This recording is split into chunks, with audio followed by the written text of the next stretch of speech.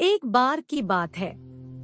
एक रियासत के मंत्री ने राजा को अपनी बेटी के विवाह समारोह में निमंत्रित किया।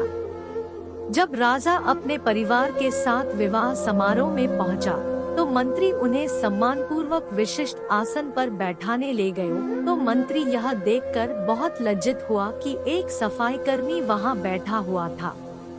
उसने सफाई कर्मी को सभी के सामने वहां से उठा फेंका और उसे बहुत डांटा। सफाई कर्मी ने बहुत अपमानित महसूस किया और बदला लेने की योजना बनाने लगा। अगले दिन सुबह जब वह राजा का कक्ष साफ कर रहा था, तभी वह जानबूझकर बड़बड़ाया, राजा कितने नादान है। उन्हें यह पता ही नहीं कि रानी और मंत्री के बीच क्या चल रहा है। राजा आधी नींद में था। यह क्या बकवास कर रहे हो? उसने पूछा। महाराज, मैं पूरी रात सो नहीं पाया। मैं तो नींद में बड़बड़ा रहा था, सफाई कर्मी जवाब में बोला।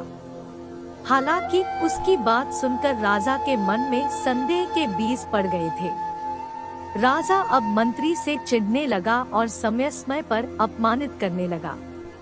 एक दिन तो उसने द्वारपालों से यह तक कह दिया कि वे मंत्री को महल में घुसने ही न दे। मंत्री राजा के व्यवहार से बहुत चकित था, लेकिन कुछ विचार करने के बाद उसे समझ में आ गया कि सफाई कर्मी ही इसके लिए जिम्मेदार हो सकता है। मैंने उसका अपमान किया था और उसी का उसने बदला लिया है। अब मुझे उसे दोबारा प्रसन्न करना होगा, तभी वह राजा की निगाह में मेरा सम्मान दोबारा दिला सकता है, मंत्री ने सोचा। एक दिन उसने सफाई कर्मी को अपने घर भोजन पर आने का निमंत्रण दिया और कहा, मेरे दोस्त, मुझे क्षमा कर दो। मैंने तुम्हारा अपमान किया था।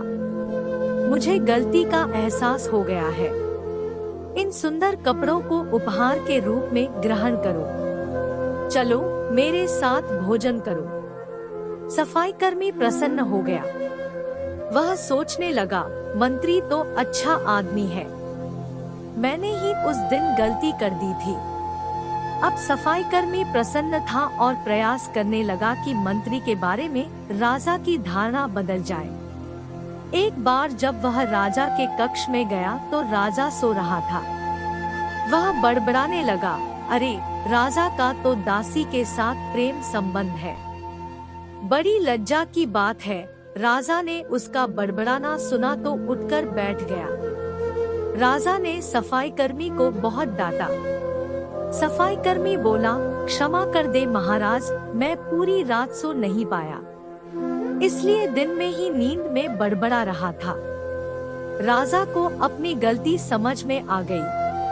इस तरह की अफवाह के चक्कर में आकर उसने अपने बहुत अच्छे सलाहकार की अनदेखी शुरू कर दी थी। राजा ने मंत्री को बुलाया और दोनों फिर से मित्र बन गए।